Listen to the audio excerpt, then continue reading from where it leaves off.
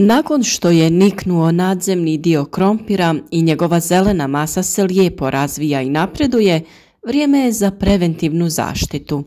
Najvažnije kod ekološkog uzgoja jeste da se to odradi na vrijeme.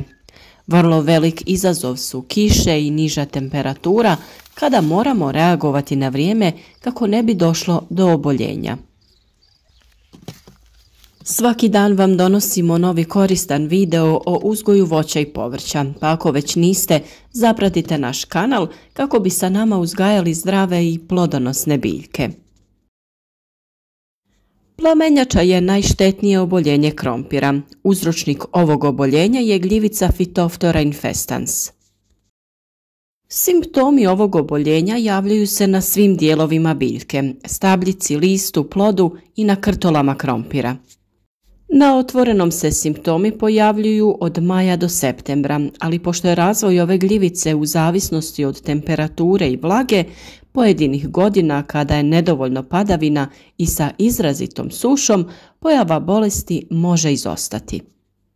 Prvi simptomi se javljaju na donjem lišću u vidu nepravilnih vodanastih pjega. Ukoliko je vrijeme dovoljno vlažno, pjege se brzo šire i zahvataju veću površinu lista. S naličja lista javlja se bijeličasta prevlaka na ivici pjege. Kada su uslovi za razvoj gljivice optimalni, bolest se veoma brzo širi i zahvata cijelu biljku. Biljke postaju nekrotične, trule, karakterističnog su mirisa i imaju izgled kao da ih je neko prelio vrelom vodom. Krtole krompira također mogu biti zaražene. Plamenjača se sa lista prenosi na krtole, ali i obratno. Infekcija krtola se ostvaruje kišom ili prilikom vađenja. Na površini se uočavaju tamne pjege koje su malo udubljene. Takve krtole u skladištu trule, a ako prežive postaju izvor zaraze za sljedeću godinu. Na primjer, na paradajzu simptomi se javljaju na listu, stablu, granama, zelenim i zrelim plodovima. Simptomi se ispoljavaju na isti način kao i na krompiru. Ukoliko je zaražena stabljika, biljni dijelovi iznad se suše. Na plodovima se javljaju tamnije pjege koje se postepeno povećavaju dok ne zahvate cijeli plod. Na njima se u optimalnim uslovima može javiti micelijska bijela prevlaka. Samim tim nameće nam se pitanje kako zaštititi usjev od plamenjače. Naime, gljivica prezimljuje u formi micelije na zaraženim krtolima u skladištima, na krtolama zaostalim u polju. Da bi se simptomi plamenjače pojavili, treba da se ispune određeni uslovi. Za njen razvoj potrebna je povećana vlažnost, a infekcija se najčešće ostvaruje nakon kiše. Potrebno je da je vrijeme oblačno, da rosa dugo ostaje na biljkama i da je noćna temperatura između 10 i 12 stepeni, a dnevna između 20 i 22 stepena. Ukoliko se dogodi da se u isto vrijeme ostvare određeni uslovi, najvjerovatnije je da će doći do pojave i razvoja plamenjače na krompiru. Da bi zaštitili usjev od plamenjače, potrebno je učiniti nekoliko stvari. Za sadnju treba izabrati odsjedite parcele koje nisu u sjeni. Na ovaj način izbjećemo dugo zadržavanje rose na listovima. Važno je i poštovati plodored. Najbolje je da biljke iz porodice Solanaceae, krompir, paradajz i patliđan dođu na isto mjesto tek nakon 4 do 5 godina. Vrlo je važno na parcelama uništavati samonikle biljke krompira. U jesen uklanjati biljne ostatke jer mogu biti izvor zaraze za sljedeću godinu. Upotreba zdravog i dezinficiranog sjemena i krtola je od ključne važnosti. Potrebno je birati i sorte koje su prirodno otpornije na ovu gljivicu. Kako bi naše biljke zaštitili na vrijeme, bitno je da se vrši redovni pregled, najbolje u jutarnjim satima dok je rosa, jer se tada simptomi najlakše uočavaju. Kod sjetve i sadnje potrebno se pridržavati optimalnog razmaka. Na taj način će se biljke brže sušiti poslije kiše i neće biti preblizu jedna drugoj. Vrlo je važno i malčirati tlo i đubriti biljke biljnim hranjivima, a tu ubrajamo koprivu, preslicu i maslačak. Kod ovakvih oboljenja preventiva je najbitnija, zato se preventivno biljke poslije svake kiše trebaju tretirati raznim pripravcima ili odmah preventivno razmacima od 7 do 15 dana. Vrlo je važno i da je tlo obrađeno kako treba i da je bogato hranjivima, kako bi biljka mogla da se kvalitetno razvija.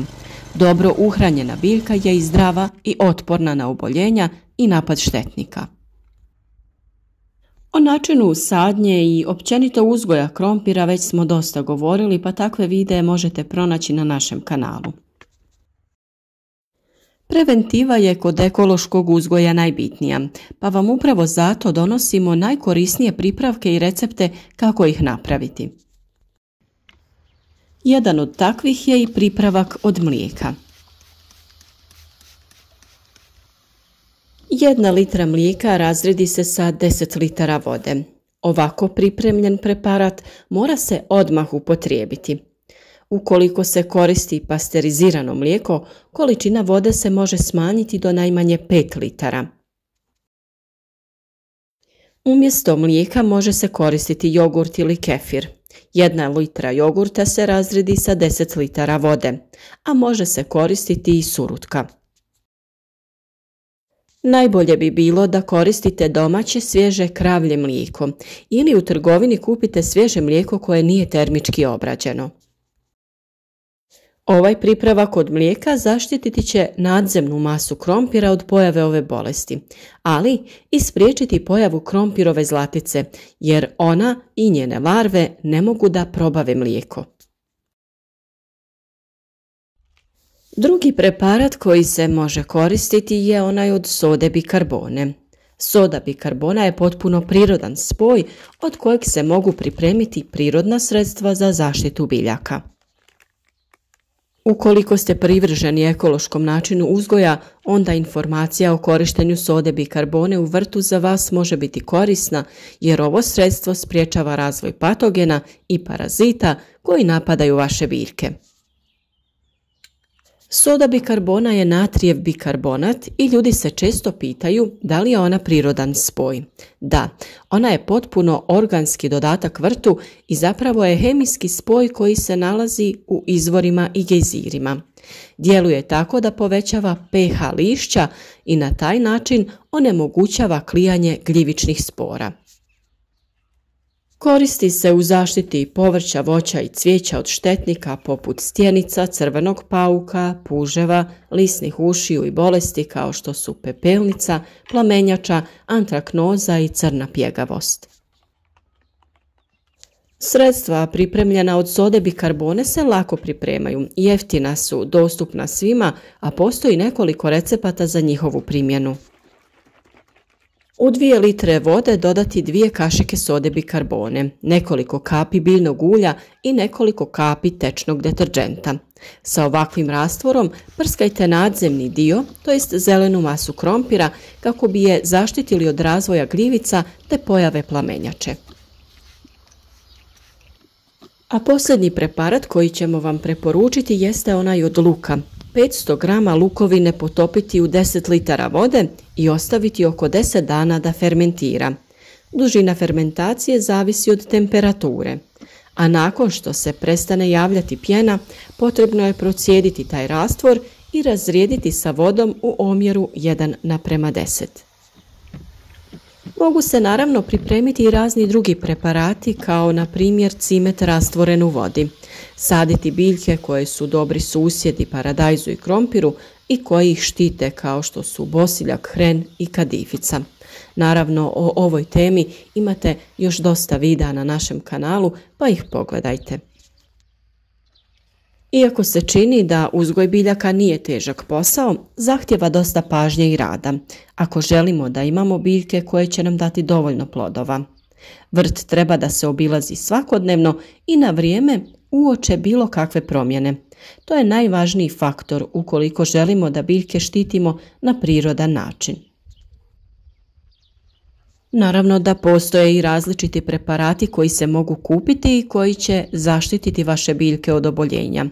Većina njih je na bazi bakra. Zadržavaju se na listovima i uništavaju već postojeće spore ove bolesti. Primjena ovakvih preparata mora biti u skladu sa uputstvom za upotrebu uz poštivanje načina, vremena primjene i karence. Obavezno se savjetujte sa stručnjakom kako bi takve fungicide koristili na pravilan način bez da napravite više štete nego koristi. A naša preporuka je uvijek da se na vrijeme krene sa prirodnom zaštitom jer samo na taj način možemo zaštititi naše biljke. A za još sličnih savjeta zapratite naš kanal i uzgajemo zajedno jake i otporne biljke.